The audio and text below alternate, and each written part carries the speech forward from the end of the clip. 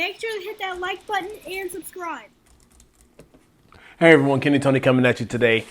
Got another quick little video for you. So before we get started, make sure to hit that like button, subscribe, hit that notification bell up at the top so that whenever I upload a video, you all be notified if this is something you're interested in. It'll also help out the YouTube algorithm, so we're all about that, right? So WR450, man, this thing is, it's going to be a challenge when you buy a machine and you don't know what's going on with it. Basically, felt like I got a good deal on it. Has tons of compression. I'm just trying to get some spark. Sorry. I'm just trying to get spark. And it's not wanting to give me that. So basically, when I bought the machine, the gentleman told me that the magneto that was put in there, the bolts that hold it on, backed out and destroyed the stator. So they put a new stator in and still can't get it to start. They think something electrically is wrong with it. Okay. So once I get in, I noticed that the magneto doesn't even have a timing mark on it. It is kind of beat up a little bit because they replaced the bolts. So I replaced it with an OEM one. No spark. Battery is trash. So that's not going to help you guys spark either. I know from a fact that my Raptor 125, you had to have a fully charged, really good battery to get it to start. Once that battery started getting weak, there was not even going to be a hint of spark. So in my case with that, when I started the machine with a fresh battery, we worked well. After you cranked on it for 10, 15 seconds, you were guaranteed that it wasn't going to start. I put jumper wires on it from another little battery, start up immediately. So maybe that's the same case with this. So as you've checked out my prior videos, I have used the featherweight lithium batteries before. This one is the lithium battery HJTZ7S-FPP-1L or IL. It gives out 240 cold cranking amps and it fits in there in the stock location of the regular battery, which is going to be the same battery that goes from the WR450 to the YFZ450 WR that we're going to be making.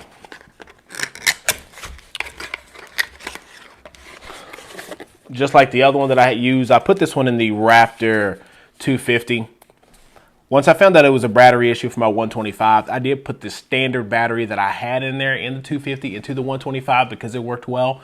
And since I went from the 250 and I put a higher compression piston and it was going to be a little bit harder to get it turned over, I went ahead and did the gear reduction and I put the lithium battery in there for more cold cranking amps. As the same, you hit the buttons on the front. It gives you indicator lights of how full it is, which I really like. So if you're out there cranking and cranking and cranking, you don't really have to worry. You can just hit the test light, see that we got 3 lights and still that we have full charge. Able to mount in any position, and it has a 2-year warranty on it, and it has supposedly 6 to 12 times more cycle life than a regular lead-acid battery. And it's 70% lighter. So this is about 1.5 pounds compared to your normal 4 pounds or 3 pound batteries. Also, I got another Noco Genius 1 charger. Exact same charger I have on the Raptor 250. I have the terminals connected directly to it, so it's kind of hooked up as a terminal. It is a smart charger, but you can also charge up just regular 12-volt batteries, AGM 12-volt lithiums, and 6-volt batteries on this. You just select it and you hit the button and it will flash red until it's fully charged, and then this will not overcharge your battery. And it also states that this can bring half-dead batteries back to life. I haven't really been able to test that, but I can't go wrong with this one. It absolutely works amazing. Typically, whenever I do buy parts, I try to do 2 different things because it gives you a review on it. But when it comes down to these, I didn't want these chargers to be solely model or ATV specific.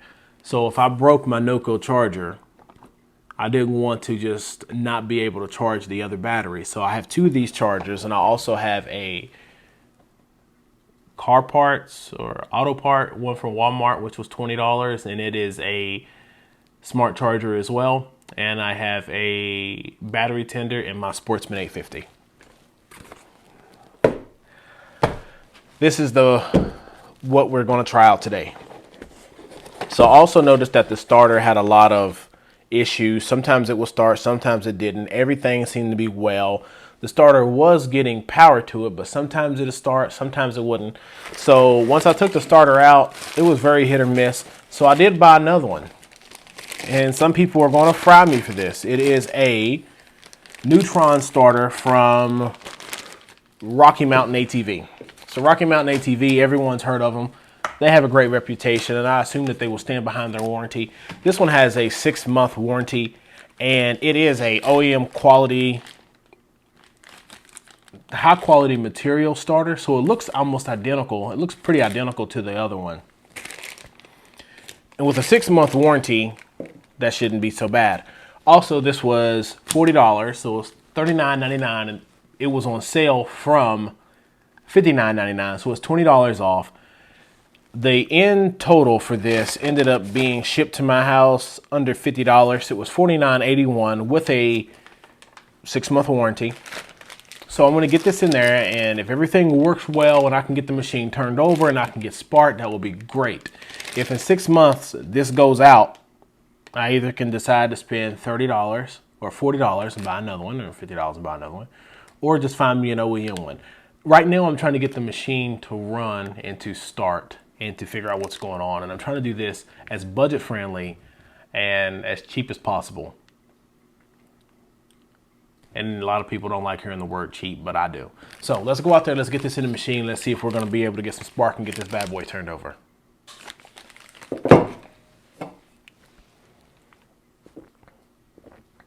All right, everyone, we are out in the shed and it is cold. But if you're doing what you love, it's no problem. So we're going to go ahead and get this battery switched out and get those 2 terminals on there and be good to go. Here's the no-code charger that I have for the other one. It just has the, I think it's got a D-style clip. One circle, one's kind of the pentagon. It only goes in one way.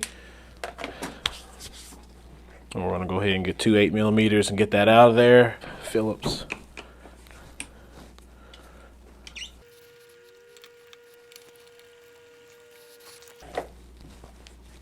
Stock battery. The featherweight. Same size. One of the things I do like, once again in this, is that these clips have a little Allen key right here. So you can take them off, put these directly onto your terminals. They're kind of angled off to the side as well, so you can get your Allen key in there to get them off. I mean, great design.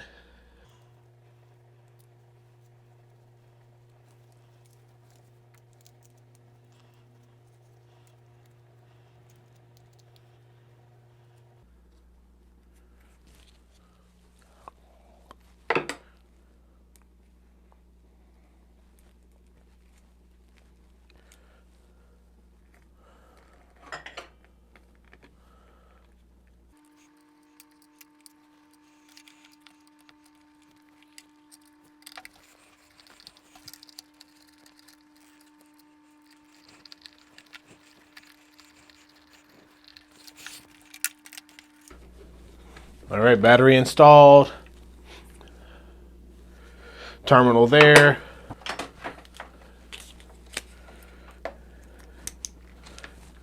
Quick hookup for charge. All right. Part 1 is done. All right, so here we are going to install part 2. Part 2 is going to be the starter getting put in. I just touched the first cables are going to be the ground, and the positive is already connected. You do have to work with it a little bit. Prior, I did disconnect the oil line that goes from the head down to the cases. It just requires 2 12mm bolts to be removed at the bottom, and each one, they're flange nuts, and each one has a flange copper washer on them, and as well as the one on the head, it comes loose. So now I have the starter in, and I'm putting the ground wire down to get the connection correct. Basically just tightening everything down. 2 8mm bolts on the rear of the starter. So the starter has 1 positive, which goes to the second side of the starter relay. and the ground just connects to one of the mounting points.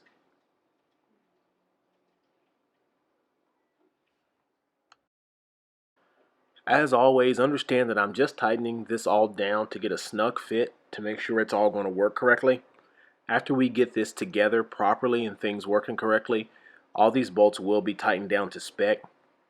My plans are to redo the valve cover and the stator cover, as well as the clutch cover.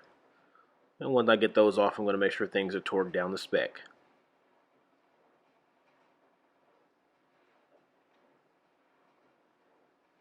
These things get kind of cramped on these bikes, so make sure you just protect your knuckles and make sure you don't beat anything up. But yeah, small ratchet, you'll get that in there no problem.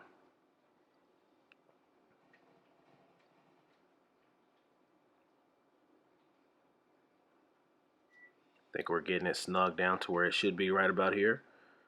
I think that's just a little bit more than 8 foot-pounds of torque. So I think I'm putting the flange bolts back in now. These bolts have holes in them that allow oil to go through. Bolts on the sides as well. You have to make sure the washers fit. So as you see, this bolt fits in there, but it doesn't fit in the other side. So these are side specific. So 2 washers will only fit the large one. And then there's 2 smaller washers that go onto the smaller bolt. Hand tightening these down to make it a little bit easier to get the rear one in.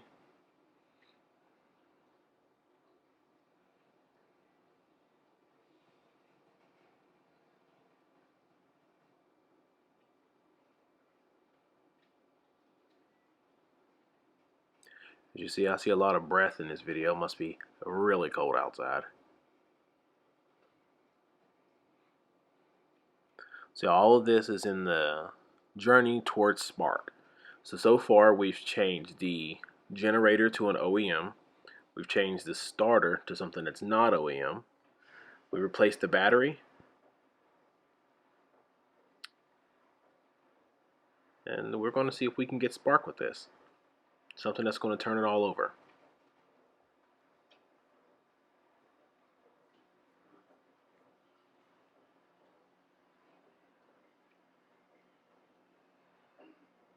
Alright, we have this all snug down and installed, and we're going to see what happens from here. Voila! Well, this doesn't look like the face of someone too excited that the mission was accomplished. So, what do we say? So far, we into it about $260. Some parts needed to be changed. So the battery was about 110. Okay, I did kind of go over the top on that. I'm really a stiffler on the batteries and good cold cranking amps. The generator needed to be replaced, and it was $150 along with the one-way bearing and that gear clutch, or that one-way bearing gear. It was $150 with $15 to ship it, so that wasn't so bad. And the starter was $40, so we've gotten all those replaced. Turns over great now.